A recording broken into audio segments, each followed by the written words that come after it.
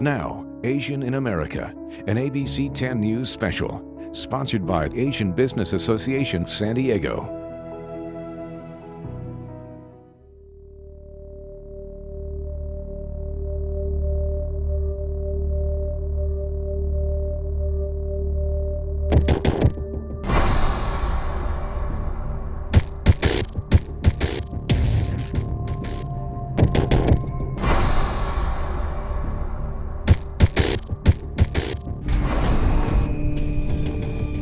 China flu, the China virus, the plague from China, we have to be accurate. He helped to stoke the fires of anti-Asian violence against our communities. I'm tired of seeing my elders on the floor. I'm tired of seeing them attacked. It is both misogyny and racism that has resulted in this massacre. I am heartbroken.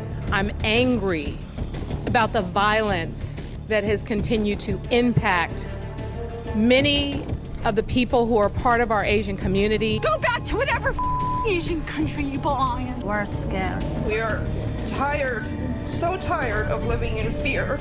Asian piece of Oh my God. I'm at the point where I can't take it anymore. You see these individuals choose soft targets, the weak, the elderly, people that can't defend themselves. There needs to be a way that we can all come together and fight the problem instead of fighting each other. Good evening. I'm ABC 10 News anchor Virginia Cha. You just saw some powerful, disturbing, and hopeful images from the last couple of years. Some of the reasons why we're here tonight. In the next 30 minutes, you're going to hear a thought-provoking discussion about issues, answers, and what it's like to be Asian in America.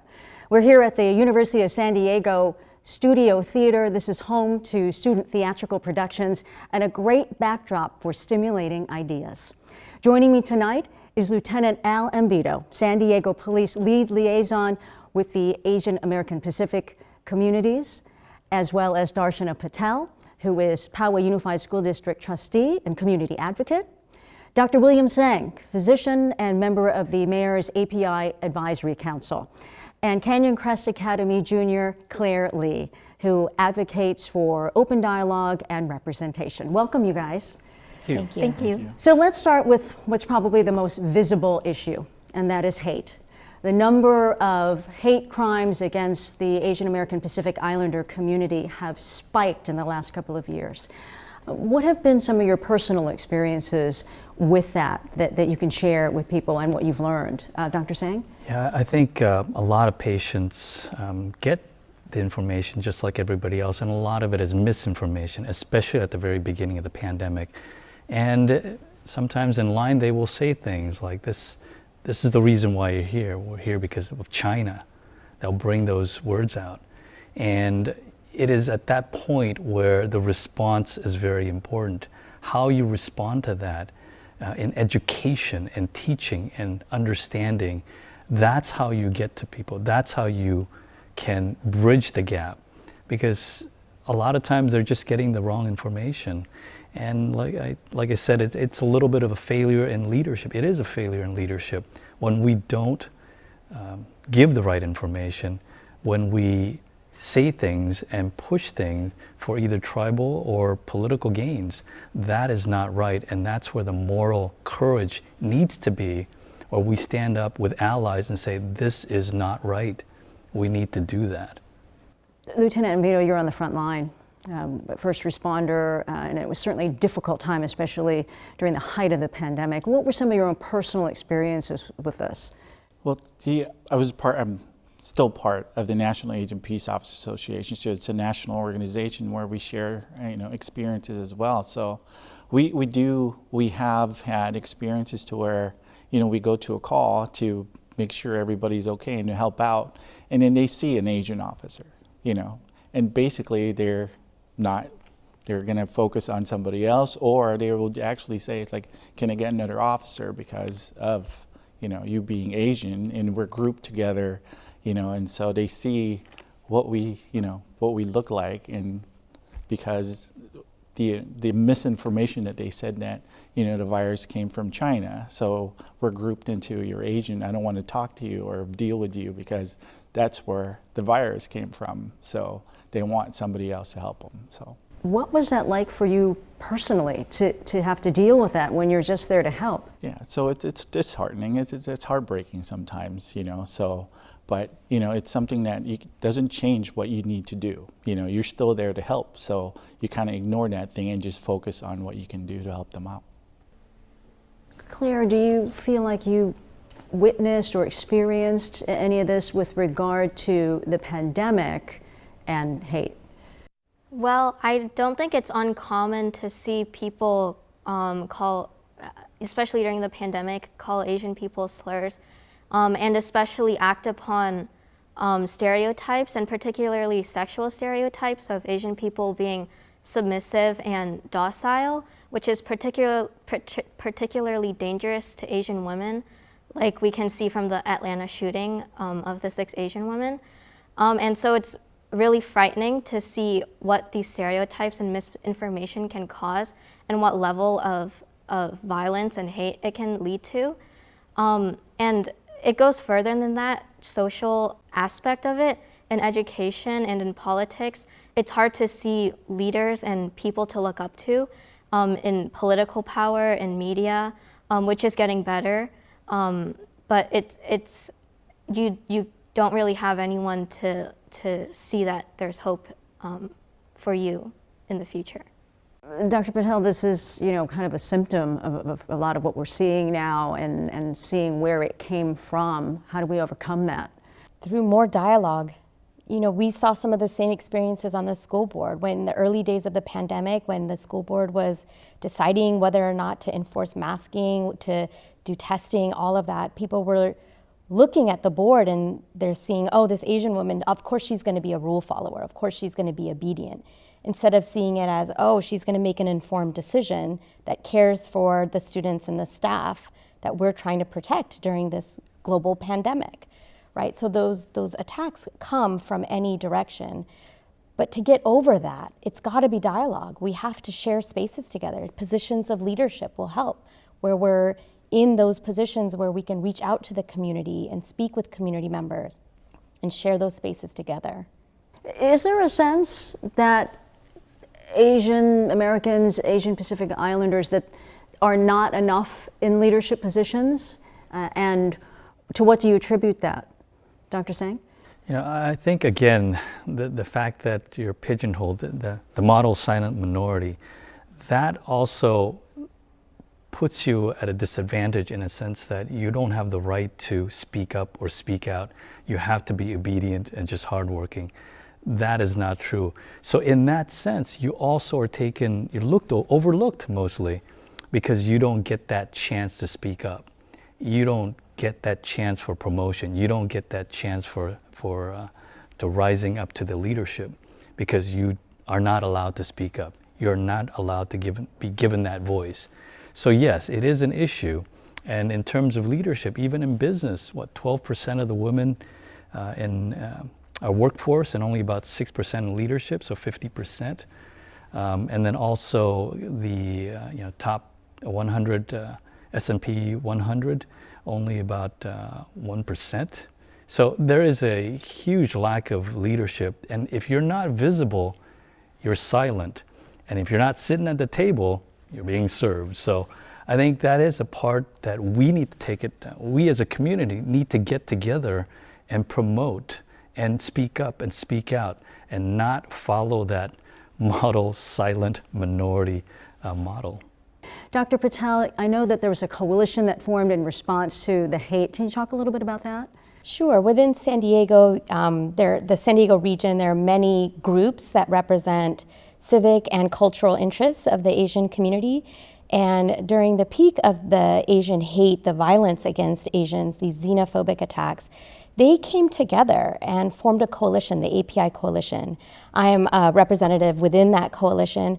And that's one of the ways that what we see is through this hate and through this, the violence against the Asian community members, we saw our communities come together in allyship and in representation to come together and ask our community members, how can we help them? What can we do to help serve you, building bridges between law enforcement and between other government agencies?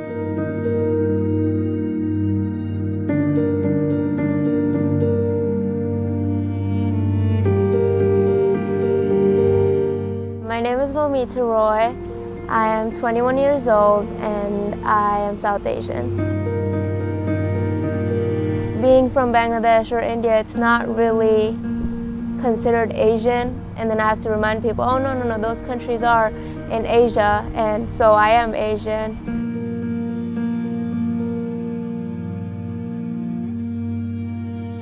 I think we all carry certain identities that make us different from one another, and that should be celebrated. It's not something to target, it's not something to bully other people for.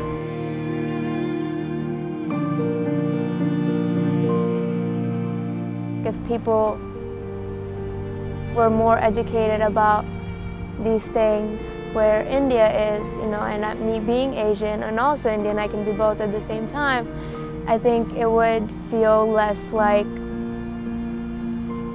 I don't belong here. It would feel more like inclusive.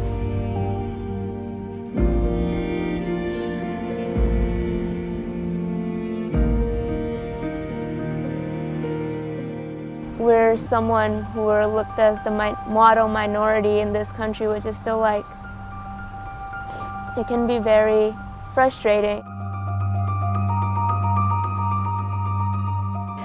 One of the other things surrounding the AAPI community are stereotypes. And one of those stereotypes is the so-called model minority. The idea that members of the AAPI community achieve success, that they don't make waves. Some might say, what's wrong with that? But we know that stereotypes can do a real disservice to people. And I want to ask you, Claire, about that, just because the concept of model minority oftentimes applies to students and doing well in school. Have you seen this yourself?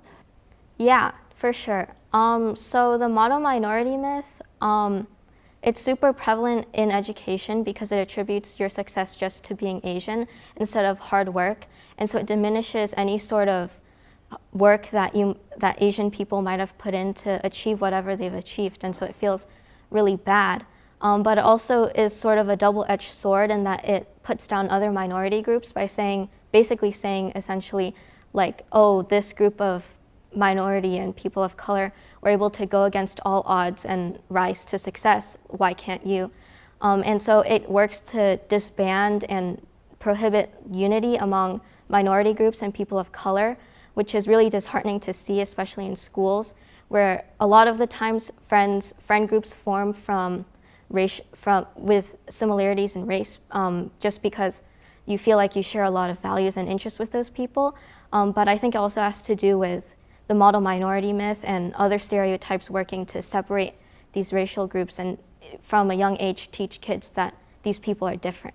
And so Dr. Patel, you're a PhD, you're a trustee with Poway Unified, so obviously education is very important to you. What things are you seeing out there that are harmful surrounding this myth? So what we see is a lack of disaggregating our data. When we collect data, we don't necessarily, we bucket Asians into one pool of data.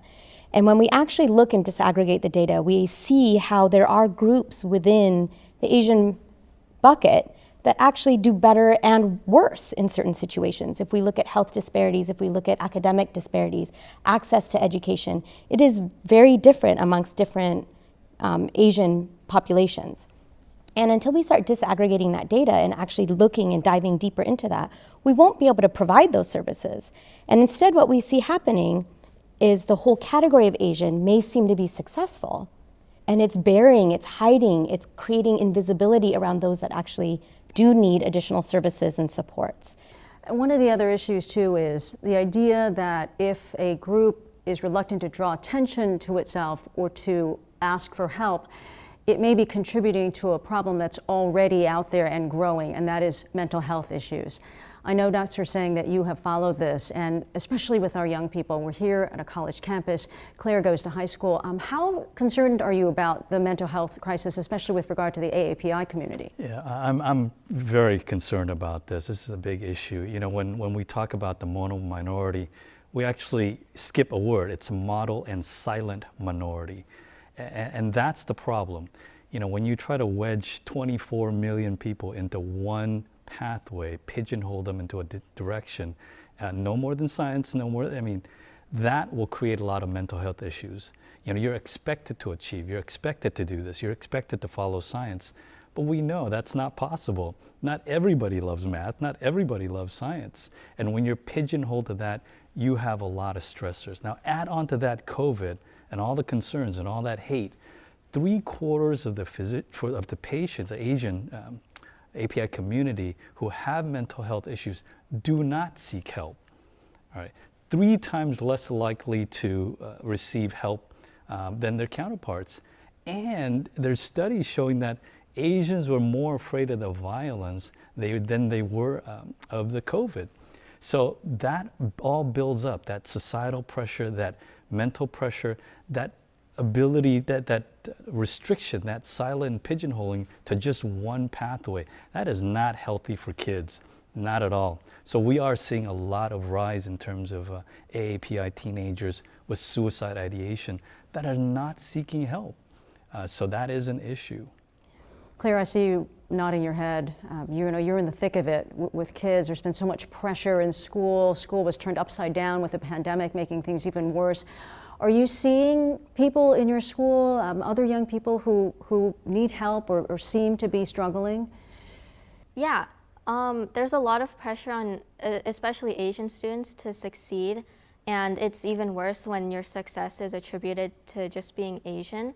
And I think it also has a lot of pressure comes from family, and there's the stigma of mental health and mental illness in a lot of Asian communities. So it's hard for kids to know how they should reach out, when they should reach out, and if they do even need to reach out, because they really haven't been taught or acknowledged in their mental health needs and wants. So it's really hard to take action for yourself if you don't even know what you should do first. So what more can we do, Dr. Patel, to get help for a group that may not want to seek it because of that stigma? So I think one of the important things we're doing in public education is we're trying to bring those social workers and those counselors to the school sites. And I think also peer counseling. Students seem to feel more comfortable speaking to each other before going to an adult. So having trained students to help with peer counseling, that seems to be a more comfortable space. Lieutenant Nabito, you deal with all number of AAPI communities. I mean, the point is it's a lot of different groups. There's this other myth that somehow it's monolithic, you know, everyone's the same. It's like there's so many different cultures represented, so many unique people. Talk a little bit about your own experience with that and how important it is to recognize it. So, like our Mid-City division, just one of the cities, City Heights, you know, we have over 50 dialects, just people that live and work around that area. So it's something that, you know, we are always, you know, placed in one spot or one area to where, oh, you're Asian, so you're just all this, you know. So so those are the things that we try to educate. So that's the biggest thing. I think the bottom line is education for the public, especially coming from on the hate crime area. Right now, education is the biggest thing. So, because we can't really prevent hate crimes from happening. It's something that we can't foresee that it's going to happen, right? So right now, our department, we have, what we did for our program is that we went to numerous community walks in Asian businesses, the Convoy area, Mira Mesa, and other places. So we have the window decals that we have our QR codes. So the QR code that we have, it goes directly to our city website for our hate crimes.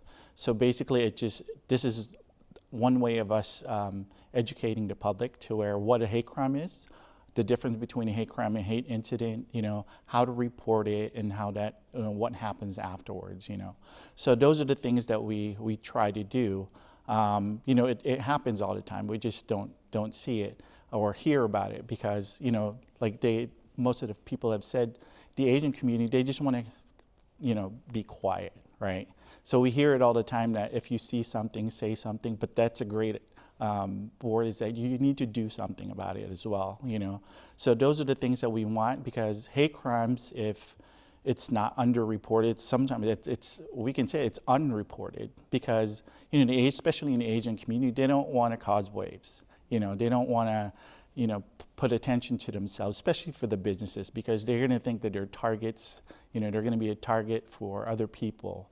So again, that's more of an education. So the window decal that we have, it makes it easier for people to report it and makes it anonymous as well, So just say a business has somebody who comes in there and says, hey, there's something happened to me outside in the parking lot. So instead of explaining everything or it's like, I can't help you, there's a QR code that you can click your phone on and it just gives you everything that you need to report it. So it's so helpful. We'll yes, make sure absolutely. we get that out. Dr. Patel, some people think AAPI and may not necessarily think of someone from India. Can you help enlighten folks? Yeah, so that's always been kind of an interesting confusion that people have or misunderstanding. What we see is people think Asian and they think East Asian. And they may even leave out the Pacific Islander or Southeast Asian. They certainly often leave out South Asian. And so what we see is we need to break those barriers down. Yes, we are not a monolith. We are not all the same. At the same time, we have shared experiences. We are also seen as forever foreign, even though we're multi-generational in the United States. It's been second, third, fourth generations of Asian Americans have been in this nation, and yet we're always seen as foreign.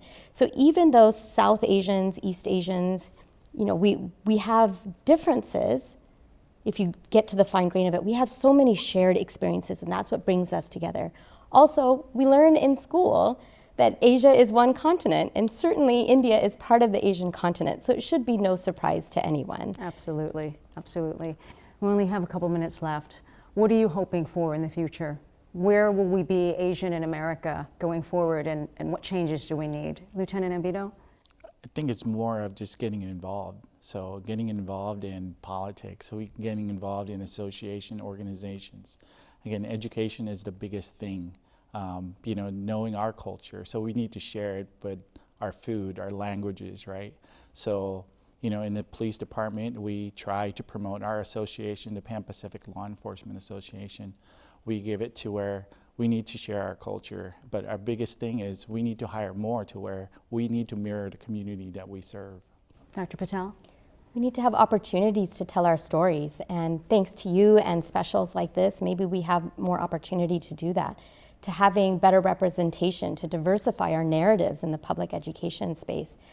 The more we do this, the more we have the opportunity of being seen and heard and acknowledged and accepted as American.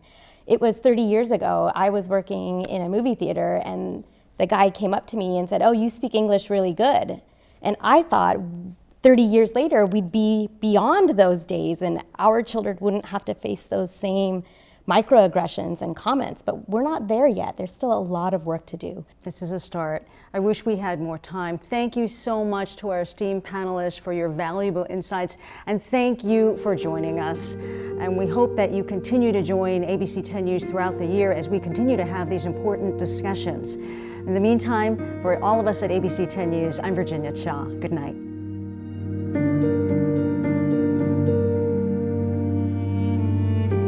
And I noticed that a lot of people aren't willing to have uncomfortable conversations, which is also part of the problem because we should ask ourselves why.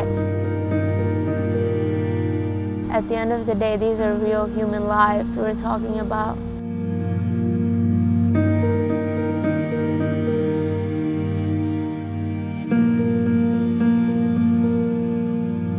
Being kind to one another, I feel like any given time, someone is going through something that we're not aware of, and treating another human being with kindness and respect, it's free. And we all should be able to give that to each other.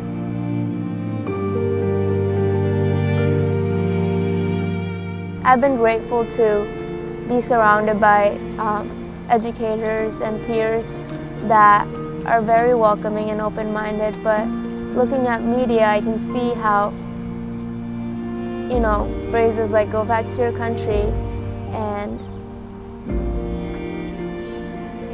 hate crimes are being done.